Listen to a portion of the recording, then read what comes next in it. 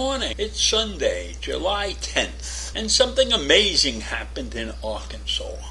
The state found itself with some $3 billion in surplus revenues this year, and accumulated catastrophic reserves, which calls for giving some money back to taxpayers.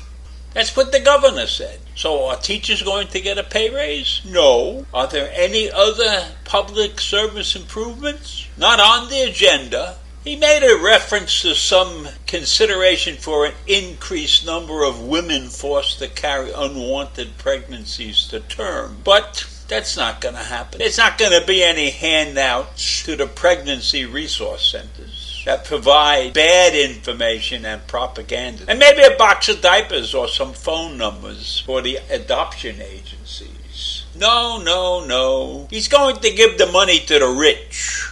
Why does the state have so much money? Well, part of that money came from Joe Biden's pandemic assistance.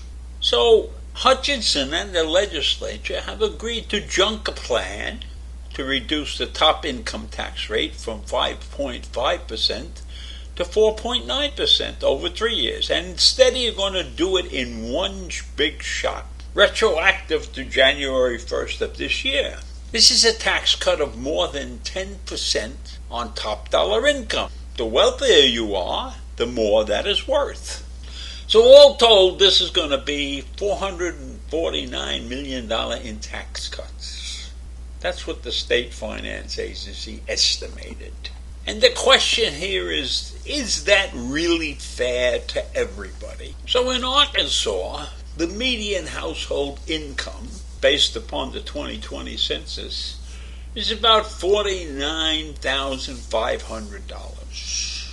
And there are almost 1,900,000 taxpayers in Arkansas as of 2021. And of those 1.8 million taxpayers, about 290,000 of them make more than $87,000 a year. And that's where the split in this money becomes problematic. Because when you look at it, if you're giving everybody 10% of their tax filings, those people who filed and made more than $87,000 are going to get much more of the money than the people who are making the average salary of $49,000. And when you break the population down differently, you're going to find that there's a group of about 400,000 people who earn less than $40,000 a year. That's over 20% of the population of taxpayers. So here you have an average income, according to the stats, of $49,000, but you have 420,000 people who make less than $40,000. And the way they're cutting this money up, those people are going to get screwed. They are going to get a 1-year exemption from paying income taxes, which amounts to about $100 to $200 per person, compared to what those in the higher income brackets is going to get. That's bupkis dollars.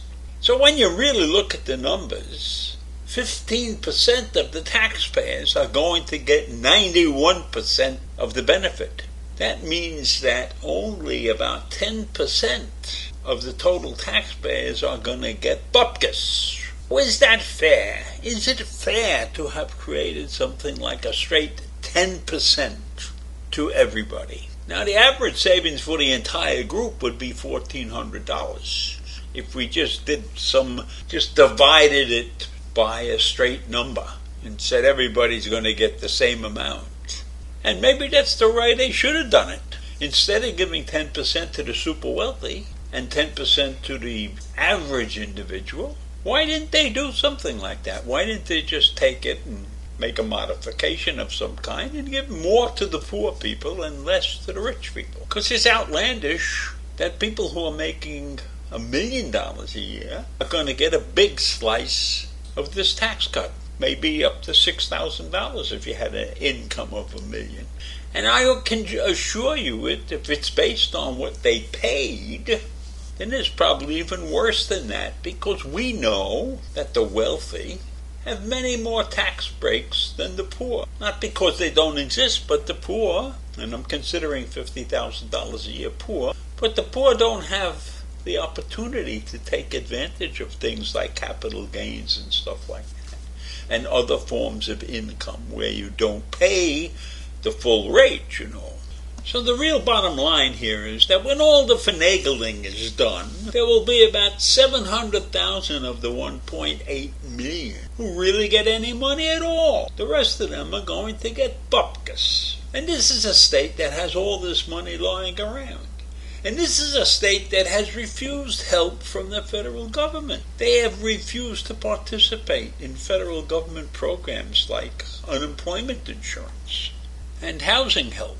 Guarantees that impoverished people will be impoverished mothers. So there are huge medical burdens put upon the poor in Arkansas. And this money could have been used to help those people. It didn't have to go back to those who are the wealthy ones. What would happen if they took that war chest and gave their teachers a raise and put some money into the welfare of the poorer segment of the population instead of giving a refund to the wealthy? And the state legislature in Arkansas is notorious for creating work rules in order to get any medical assistance or medical coverage or any food assistance or any other public service. They don't want to give spit to their population. It's amazing that they have that many people who are willing to continue to live in Arkansas.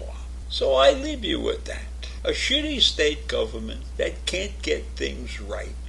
And it's a terrible situation when we and the rest of the United States could show them what to do. But they won't listen anyhow. So that's it for today, and I'll see you in the morning. Bye.